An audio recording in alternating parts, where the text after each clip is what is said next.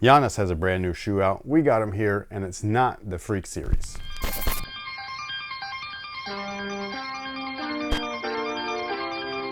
Hey, what's going on, guys? My name's Chris. Welcome back to the official WearTesters.com YouTube channel. Today, we got a detailed look and breakdown on the Giannis Immortality 5. This is part of Giannis's takedown line, so this is pretty cool, actually, mostly because they don't look or feel like a takedown. Shoes like this are what I remember takedowns being like. Very close to the actual shoe, but slightly different, but way less in price. So these guys right here come in this box, and the box is just kind of whatever. I don't really care about it, but if you do, there you go. However, the shoes are pretty slick looking. I gotta say, they look a lot like his upcoming Freak model, the Freak 8s, but with a twist, obviously, because they don't look exactly like them. And these just dropped randomly. I think they're on Nike right now, but I got my pair from Dick's Sporting Goods. Basically, Dick's Sporting Goods had more colorways like available, and they had them first, so that's where I saw them and that's where I grabbed them from. But Nike's the one with the better return policy, so I would probably recommend buying them from there over Dick's Sporting Goods, but it's really up to you. Now, if you like my shirt, it's available right now exclusively over at senseapparel.com. Links are down below in the description box. Make sure that you go up a size if you're interested. These guys, I think, again, are really cool. This is actually a very popular series, and for good reason. It's a bang for your buck model that offers premium performance without the premium price. But do you get the premium package?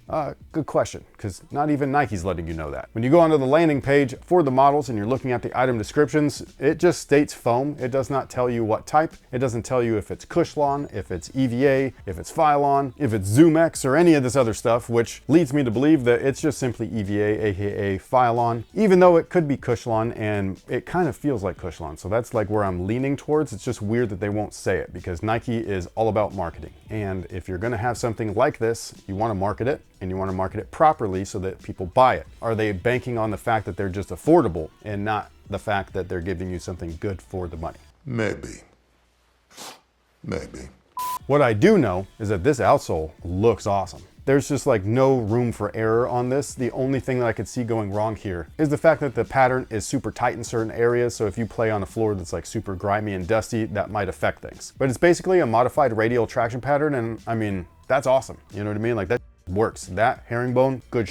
The rubber feels fairly durable, so if you're gonna look at these as a possible outdoor option, I'd say go for it. Again, the cushion's gonna be kind of like lackluster in that sense, but I mean, durability and breathability are there. The midsole is the big question mark here. Like, what exactly is the foam? It says, I think on one of them, that it was dual density, but again, I don't know really what they're using, so it's kind of strange that they're being so vague. And when you look all over the shoe, typically if they're using any of their good stuff, they'll market it as such. You'll see the React X or the Air Zoom or the Air Sole or whatever it might be. Speaking of which, maybe I could just look at the bottom, because they always do that on the bottoms of the shoes. Yeah, there's no air, there's nothing in here. So like, I don't know. Like, usually on the bottom right here, it'll say like the tech that they're using, because it's trademarked. So what's in this? Weird. Is it comfortable? I'd say that it's adequate for now. It doesn't feel spectacular or anything like that. Like, it's not a try on and then knock your socks off type of feeling. Does it feel like it's ass? No, it just kind of feels basic. So maybe that's why they're not saying anything, because it is basic. I'm not sure. Will it get the job done? I mean, of course. Can you upgrade things though? Yes. You could take out this insole that they've got. There's not even a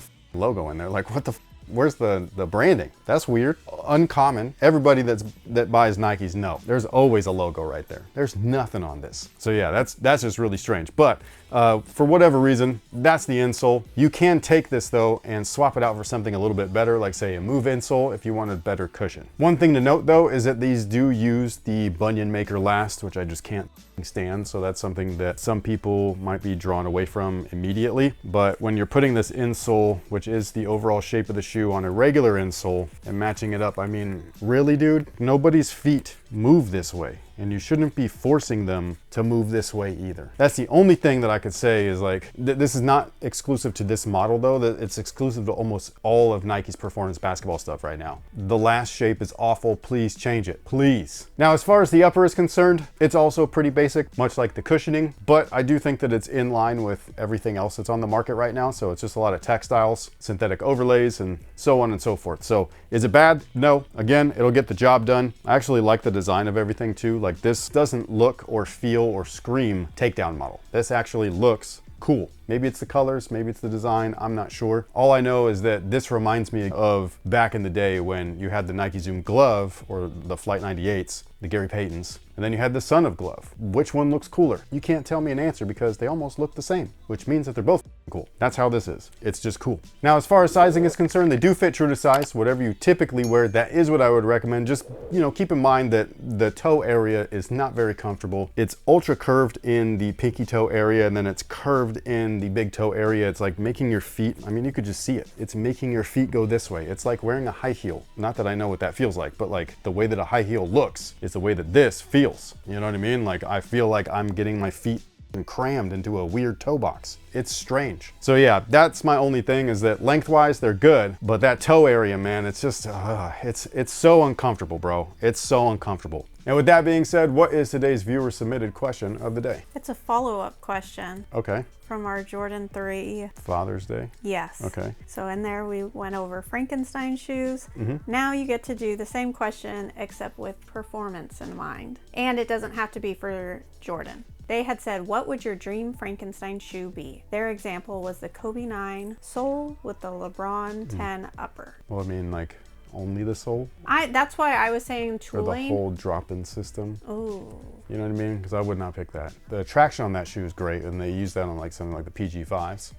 And they did not carry over the drop-in system, so that's cool. So like, obviously things like that are possible. Let's see. It's so difficult because there's so many shoes and I'm on the spot. I'd have to go through decades worth of stuff to like be serious about it. You know what I mean?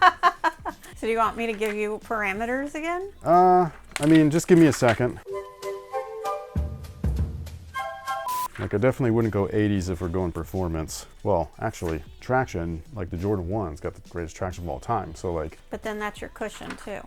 No, because if it's I could take the outsole pattern. Like I could take this and put it on whatever I want. I know. That's what they did with the PGs. I'm sticking with that. That's my parameters. So you're talking about performance. I got to make the best performance shoe. So you're going to take more than 2 shoes? I'm taking aspects of what works. Okay. So traction, Jordan 1. Cushioning. This is hard. There's so many good cushions. So if I took the Jordan 1's traction and I slapped it on an original pair of Nike Kobe 5s with the Met unit, the Phylon midsole, this setup right here. So just imagine a Jordan 1, then this, okay? Okay? What's your upper? Let me think. I just figured out the bottom. Like the upper, I want to go fun. Like I'm all business from the bottom down. I want the upper to be something cool.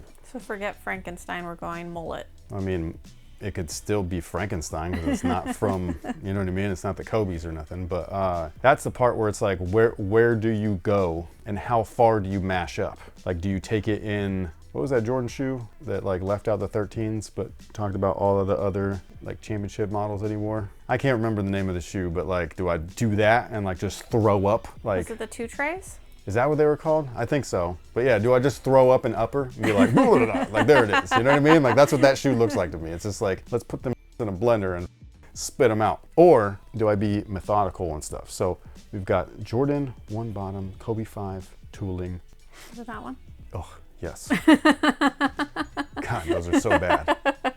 Go me. I have like a shoe in mind, but I don't think it works because the tooling is part of like how cool that shoe is, like how fun it is. I want to take this. No. But yeah, I want to take this, but like you can't have this funness without this. But can you? No, you can't. You need the wing on. Can I keep the wing? How? I'll just cut and paste. They did. Jordan brand did it, and they were just fine. Everybody loves that shoe. So maybe I pull a Pippen 1, where the shoe came out originally with full-length air, but Pip tried on the Jordan 12s because Jordan was just like, hey buddy, you might want to try this called Zoom Air. And he did, and then he went and called all the dudes over at Nike and were just like, put that in my shoe instead, like ASAP. And then everybody's like, well, we already put out the Pippen 1, it's on shelves right now. He's like, just make it for me then. Yeah, so I'm gonna keep the sculpting of the Penny 2s. You're gonna have to trim it down, so it's gonna be slim. With the Penny 2 upper, a Jordan 1 outsole, inside guts, this. Hopefully it looks cool. Now everybody else. Yeah, that's all I got for you on the spot. And even then, that took me like 84 years. But for you, it took no time. And on top of all of that, what do you think about these potential bad boys? Who knows? Obviously the cushion is a mystery, but the rest of the shoe is pretty self-explanatory. Good cushion, good traction, decent upper, affordable price for the most part, and really cool colorways. Are you into the Immortality line or are you not? If you are, which one's your favorite out of the bunch? And are you excited to try these? If you have tried these, sound off below and let us know in the comment section how you felt about them. And with that being said, thank you guys so much for being here. Thank you so much for watching. We'll catch you guys in the next one. So until then, you guys have a good one.